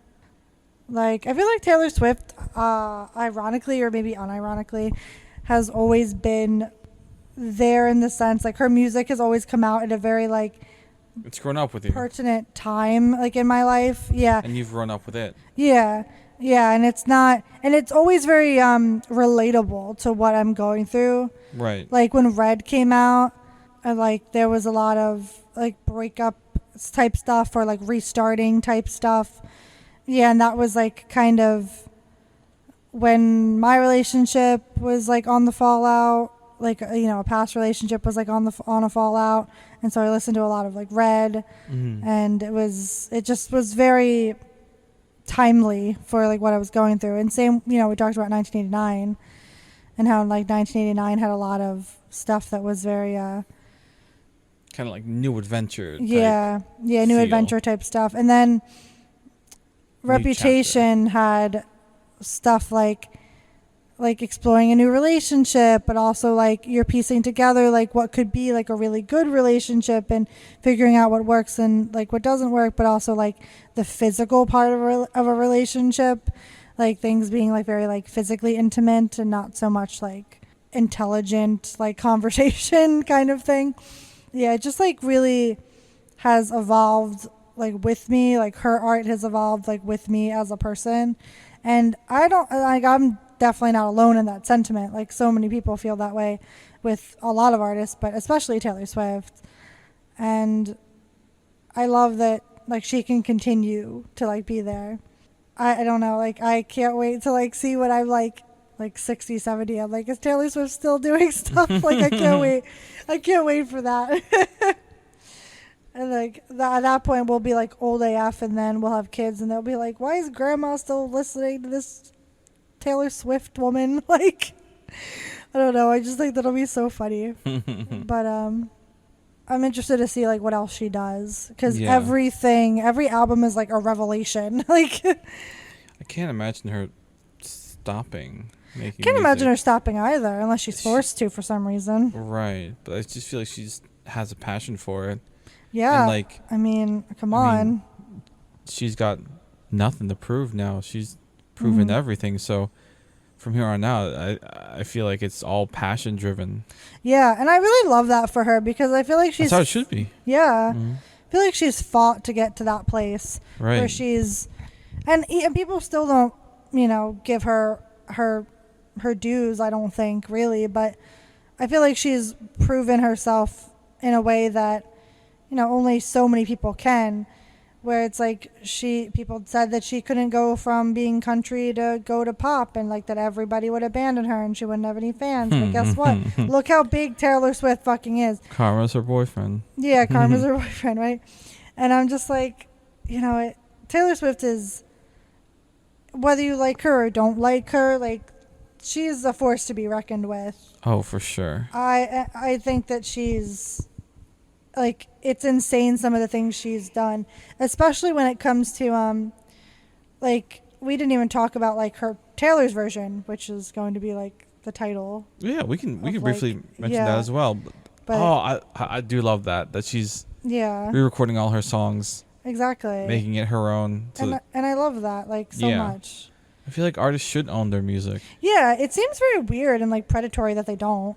Like, I get like the record companies or whatever, like, help you produce it, but like that should only like grant you so much ownership of the actual song. Yeah, I think that too. And they should, especially like, I mean, I know this isn't true for everyone, but it does largely seem that like record companies do retain the ownership of people's masters. And I think that's very strange, like that up to a certain point you aren't able to just like buy them yourself, Right. or like just like buy them after like so many albums sold, or it just seems very like strange that like you can create something and then that thing can like not at all be yours. Like, I guess it's I know like that people write books and whatever and then they sell the rights, but that's a little bit different of a story. Because when it comes to music, it's like you wrote the melody, you wrote the lyrics, you wrote, you composed it, and it's like from start to finish, right? And then it's like somehow this record company, just because they helped you produce it, owns this whole damn thing. It just seems very weird. Yeah. I don't quite understand. And I also think it's weird that I didn't really even know much about this until Taylor Swift brought it to most people's attention, and it was like it was one of those things that's like an accepted norm, and then it gets you thinking like, why aren't more people mad about this? Yeah. Why aren't more people upset about it? Like, why is Taylor Swift mad about this, but other people don't seem to care too much about it? Like, it's Right. weird. Like, because you think owning your shit, it would be important, right? Yeah. Like, I mean, like, that was a big thing. This is a little bit of throwback, but with, like, BuzzFeed, like, people leaving BuzzFeed because they couldn't own their shit. Mm-hmm. It's important for creators to own their shit. Mm-hmm. It's like, that's part of you. You created it. Don't you want all that effort? Don't you want Look it to be yours? at Kate Bush. Yeah. Fuck running up yeah. that hill. That's When Stranger Things came out, man, oh man, I'm sure she was glad she owned that. I'm sure she was glad she did own that. Look at that throwback. And I'm sure she would have been fucking pissed if she didn't, if the record company got all those residuals and not man. her. Yeah, it's... So I love that Taylor Swift's doing that. Yeah. And, like, reclaiming that for herself, that, her own art, her own stuff. I think that's really wonderful. Mm-hmm. It's like... It's just nice. And it's also nice because it's kind of like a rehash of old stuff. Yeah. And it kind of, like for maybe fans that are like newer, you get a kind of like a recap kind of situation. A re-experience almost. Yeah, re-experience, exactly. And you get bonus tracks, which is fucking awesome. So cool. Love that. Can't wait for 1989. Speaking of bonus tracks, we're actually not finished. Oh, yeah, there the is bonus track. one other track that is a Target exclusive, and for legal purposes, we obtained the Target copy, Yes, and 100%. Yep, we went to a Target and we got it and we listened to it that way. Yep. And it's called the song is called "Hits Different," and I have 2 lyrics written down. Or sorry, it's just one lyric, 2 lines. Each bar plays our song. Nothing has ever felt so wrong. Ooh. And I'm just like, oh man, yeah, I can see that, like, where, like, you know, from a past relationship, like, you hear a song that you equate to them, and, you know, if you're no longer with them, it's kind of like a sting to hear. Yeah, it's like an oof kind of moment. Like, that hurts. Yeah, like, Yeah. or like, oh, that's awkward, or whatnot. Mm-hmm. Yeah, it's super awkward. I also like how like applicable the title is. Like, hits different. Like, Yeah. it literally the song itself hits different from like the rest of the album. I like how that was like slang, and now it's like Yeah. a Taylor Swift song. Yeah, now it's a Taylor Swift song, which is, yeah, it's funny. Yeah, no, I feel like that's a good one. It's definitely a good one. It's kind of somewhat annoying that it's a bonus track, because that means it won't be like on like Spotify or anything for a little bit.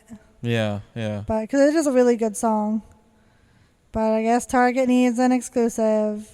I guess that's fine. Not the worst thing. Target's great. No, Target's great. It's awesome. I actually saw a post where people had, like, Target had the vinyls out early. Oh, So people got, like, the vinyls early, which was kind of cool. So you, in theory, could have listened to it, like, a day earlier, which is kind of cool. Yeah, I wonder if Target was packed Right? of a bunch of Swifties honestly. on the lookout, on the hunt I'd be here for it. for midnights. Yeah. That's awesome. Like, I kind of wish, like, that there was, like, a thing for, like, I mean, there is kind of on the internet, but like a launch party, like, for, you know, like Harry Potter had, Yeah. but for, like, Swiftie albums, like Taylor Swift albums. That'd be great. Yeah. I want that.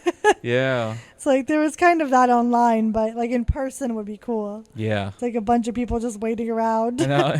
sipping on rosé or whatever. So I think a good way to end this would be to name what we think might be our most influential album, and maybe list our favorite song or songs from there. Do you want to go first? Sure. This is gonna be a little bit cop out, but I'm gonna list album, and I'm gonna list songs, but the songs aren't necessarily from this album. Not well. The one main influential song isn't from this album. Okay. But I would say 1989 is probably the most, like, it sticks out the most in my brain, like when I think about Taylor Swift, like, music, not just like for, you know, the style and the, you know, the style change and everything, but also like the music and like the amount of times I've had that on repeat, and like where we were, like, in our relationship, like that's how things started. Yeah, that one. I mean, Blank Space has to be, that one is like. Well, there goes my answer for both album and yeah, song. Exactly. But if I wasn't to pick Black Space from 1989, it would definitely be You Are in Love. I love that one. Actually, well, since my answer is gone, I'm gonna just look up pretty much all of her albums and maybe just mention standout songs. Oh yes. Like for me, because I'm not as familiar with like her entire like body of work, discography, I think it's called, or something like that. And I'll try to go in order. Cool. So her first one is Taylor Swift, right? Yeah, Taylor Swift. Oh, it's got to be. That's her debut album. It's got to be Teardrops on My Guitar. Yep. I actually think I'd pick Our Song. I'm sure I heard that, but I can't recall how it sounds right now. I just heard banjos in my head because that's like in there. Oh. And then her next album is Fearless. Oh. I was going to say Love Story, but then I saw You Belong With Me, and I love that song. For me, it's The Way I Loved You. Yeah. Yeah. That one is one I would scream sing. Like, I love that song. Yeah. Yeah, for real. Okay, then we have Speak Speak Now. Still waiting for Taylor's version on that one. I'm probably copping out with these answers because it's probably like the most famous song on each one, and which I'm gonna go Enchanted. I was enchanted to meet you. Enchanted's great. I like Back to December. I like Better Than Revenge. Please don't be in love with someone else. Please. That was a TikTok trend. that was a song. Well, an ex-girlfriend of mine. Oh, Our oh, song. oh. Yeah. Shit. Well, you're in love with someone else now. Yeah, it's so, true. It's true. It's true. Her loss. All right, and then now we have. Is this Red? Red. It should be Red. Yeah. There's so many good ones on Red. Oh yeah, a lot of heavy. That is Oh so my god, good. a lot of heavy hitters. Oh man, really is, because you got Red, you got Holy Ground, you got 22, you got All Too Well. I'm gonna go. Oh, here's a good crossover between just songs I like and also how it relates to us, our relationship. I'm gonna go 22. Yeah. Because yeah. I was able to celebrate your 22nd birthday, and obviously I played that song. And of course. What other time is there to play to that? play that song? Yeah. Exactly. And so, and like, I know like years later I've remixed it to match like how old you. My current age. Yeah. Yeah. The 29 and just now doesn't you're roll. 29. Yeah, 29 doesn't roll off the tongue as well. Still looking really fine. Thanks. Thank you.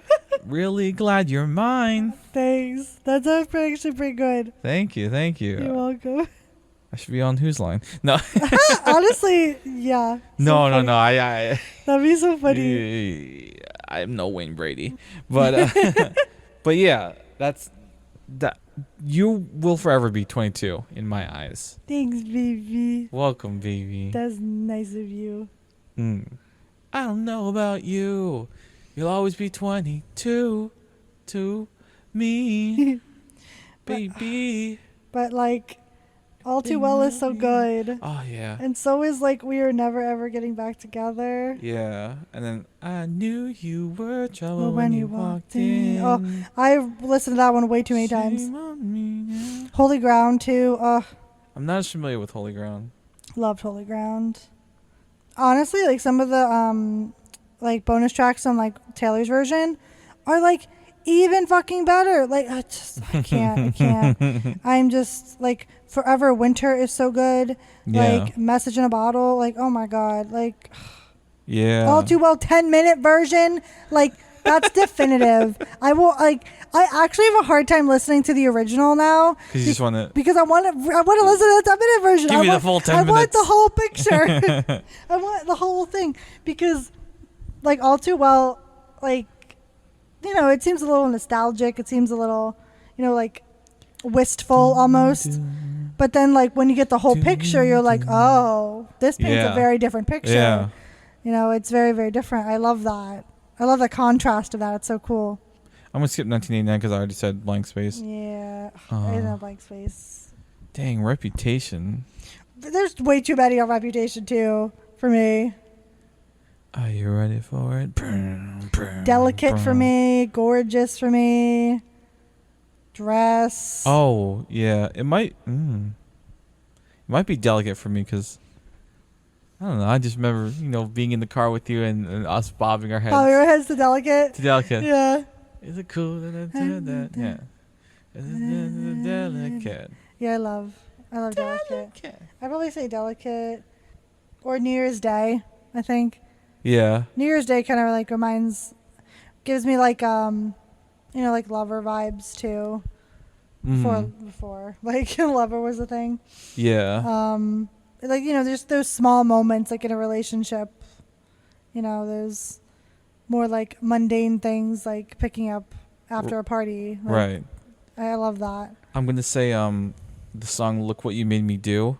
I like that, but I'm going to give a shout out to a band called Our Last Night. Oh, yeah. Their sort of like rock cover of it is what I think it should have been like a very like rock kind of like hard metal. Like I think it's cool. a tad bit too screamo for me, but I can overlook it because like a smidge.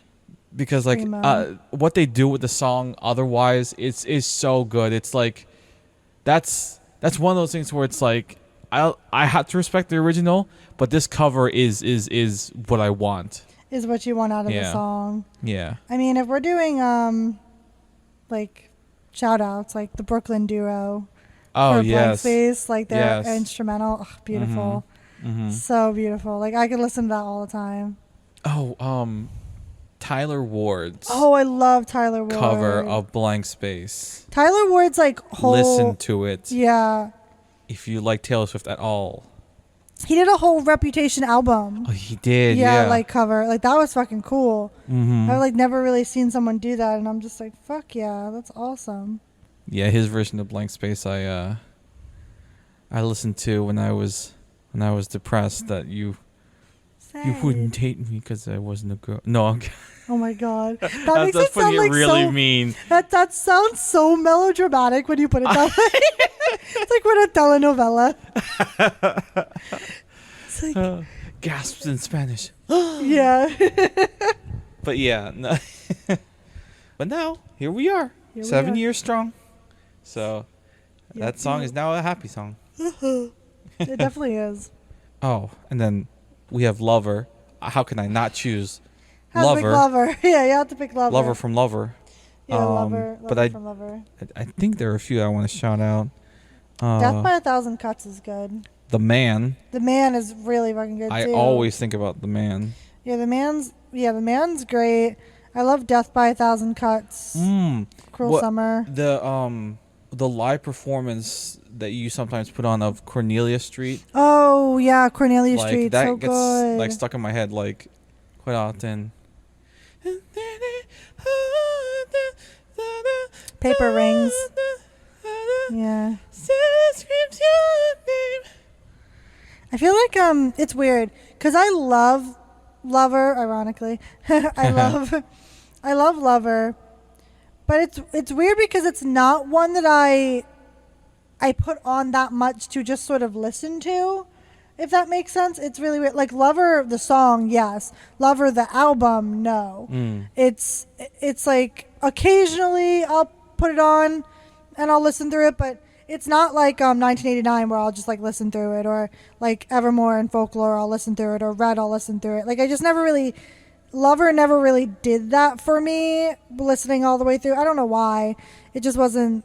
Sometimes it isn't the vibe that I'm going for when I'm just chilling. I guess. I don't know.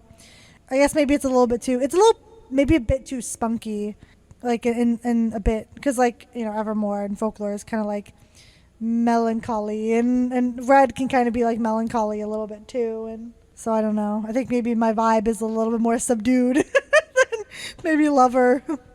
I think you need to calm down. You're being too loud. Yeah, exactly.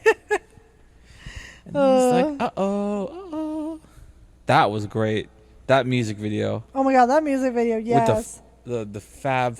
The Fab Five. Yeah. I literally freaked out when I saw that. Yeah, I was like, oh my god. I was like, what? That was insane. Yeah. All right. So now Folklore and Everlore, here's where it might get a little murky for me. Let me see. I think I remember liking the One. Yeah, I like the One. There's so many. Like, I have listened to Folklore and Evermore so fucking much. Yeah. Like I love so much of it. Like I love August. I love Illicit Affairs. I love Betty. I really love like The Last Great American Dynasty. Like there's just so good. Like they're just so good. Mad Woman. Like come on. Like there's just too many on this one. Too many. There's always too many though. They're all so good. Yeah. This is like I will never be able to pick. Like never. I like try to make a top 20 of best Taylor Swift song. I won't be able to do it. Like I just like it won't happen. There's too many good ones. Yeah. Like, I would need a theme. I would need, like, the most influential Taylor Swift songs or something. Like, I couldn't just be like, pick your favorites. I'm like, no. That's too many. Pick your top 3. Go. Top 3 right now. All Too Well. Happiness. I don't know what my third would be. Blank Space? It's between 2. It's either Blank Space or Lover. Blank Space. Lover's probably 4th. Damn, okay. What about you? Blank Space, Lover. They're a solid top 2. Yeah. Shit. It's like if you could only save 3 songs, what would you save? Oh, man. Style. Really? That's like a shocker. I don't know. Well, I mean, that's a tentative number 3. This is what I'm pulling out right now. Oh my god, that is a good one. Though. I don't know that to me. I don't know. That song is like very Taylor Swift. That is too. Yeah. Ooh, Shake It Off too. Shake It Off's good. Yeah. Okay. From Evermore, I think I like. Happiness. I think I like Evermore from Evermore. You like Evermore? That's the one where it's like. Dun, dun, dun, dun, dun, dun, dun, dun, I like Tis the Damn Season a lot too. And Dorothea. I love Right Where You Left Me. Right Where You Left Me is so good. That one for me is like incredibly intelligent because she captures like I feel like in Evermore in particular, she really captures feelings that are very difficult to like capture into words. Yeah. Like she does that with Happiness really well. Like, and then she does that with Right Where You Left Me, like explaining how trauma like really keeps people stuck like in a particular instance or a particular time in their life, and they're unable to like move on with that. And I think that like how she describes it like in the song is like so good. Yeah. And I'm just like, how do you do that? Like I'm just enamored. So good. And then last but not least, but latest, yeah. Midnights. Well, obviously this is tentative because yeah, of course. But if I was to pick like probably. Do you have just one in mind right now? I like a top 3. Oh, I've only like picked probably like the standout one for me. What's your standout? Say, well, do you have your top 3 in order? Yeah. Say your number 1. 3, Okay. 2, 1. Antihero. Maroon. Oh, Yeah. okay. Yeah, Maroon's good too. Yeah, Maroon's probably. Is your top 3 the first 3 songs? No, it's not. It might be for me. Although it's pretty close. It could have been. Yeah, it might be for me. I get that. The first 3 are fucking great. Yeah. I think for me it would be Maroon, Antihero, Sweet Nothings, and then Lavender Haze. Oh, okay. Yeah. And then if I was going to pick a 5, maybe Mastermind. I think Hit's different. Hit's different. It might break so into my top good. 5. Yeah, that's fair. It's so good. Maybe top 3. We'll see. Maybe top 3. Yeah. Yeah. The one that I really need to look at more is like You're on Your Own, Kid. Like I couldn't. That one was not as accessible to me for some reason. Like I don't know why, but like when I listened to it, and I just like I don't know why. I guess I zoned out listening to it. Relatable. Yeah. So I'm just like I don't know why it didn't capture my attention like the other ones. Gotcha. But I disassociated. Well, no time like the present. Let's listen to it now. Right. Listen to the entire discography. I do that like all in one sitting. I do that on like the fucking regular. Like well, damn, that's why you're a Swiftie and I'm Swiftie adjacent. I wouldn't even call myself like a straight up Swiftie either. That's true. There are some like, real I feel like real ass hardcore put Swifties. down by some other Swifties because I'm just like I love and appreciate Taylor Swift, but like I'm not by any means like I don't try to decode shit like some people do. Like some people really go Wait, for that. if no one has coined this term yet, it just came to my mind. Because I was almost gonna say like I like the Taylor Swift like lore with like all her like songs and whatnot, and like the people that like try to piece things together and whatnot. Yep. But coin this term right now on the Juandering podcast from me, all in one. Taylor. Oh. Taylor. I wonder if anyone has like coined that. Maybe. That seems somewhat obvious. Yeah. But yeah, the Taylor lore is definitely a thing. Mm-hmm. For sure. Like, oh God. Yeah, like. It's like people really, like people dig deep. Like they really are like detectives when it comes to that. Like I'm more of like, I appreciate, like I do want to know like a little bit of the drama for sure. Like that's kind of fun to know. But I'm really there for the actual like writing of the pieces and like, you know, all like the literary type situations and just like how smart like her stuff is. Like that's really what I'm here for. More so than the tea of it all. Yeah. Like spilling of the tea. Yeah.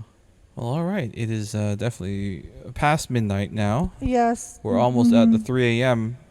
version. Oh my God, yeah. That's perfect.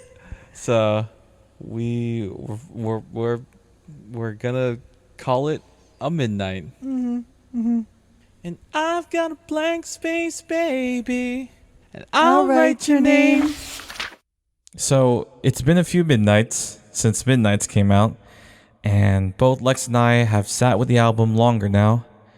I think Antihero remains a frontrunner for me, and I also have to praise Snow on the Beach for kind of being a dark horse song for me. I really like the melody and also the lyrics. With that being said, one thing I realized recently was that I was getting the song Bigger Than the Whole Sky mixed up with Would've, Could've, Should've, and that's because in Bigger Than the Whole Sky, part of the chorus contains the phrase would've, could've, should've. So I had been switching up the two and referring to the wrong songs on many occasions. But one thing that we didn't mention until someone pointed it out on the internet, there's a theory that Bigger Than the Whole Sky may be a story about miscarriage. And boy, do the pieces fit. Which just makes it even sadder. But man, does Taylor Swift have such a talent for eloquently expressing feelings that are so hard to capture and put into words, let alone lyrics. I may not be one of those hardcore detective fans, but maybe one day the Swifties will accept me as one of their own. I hope this was worth your time, because it was definitely worth mine. Until the next century, listen to Midnights, keep wondering, keep wandering, and go all in.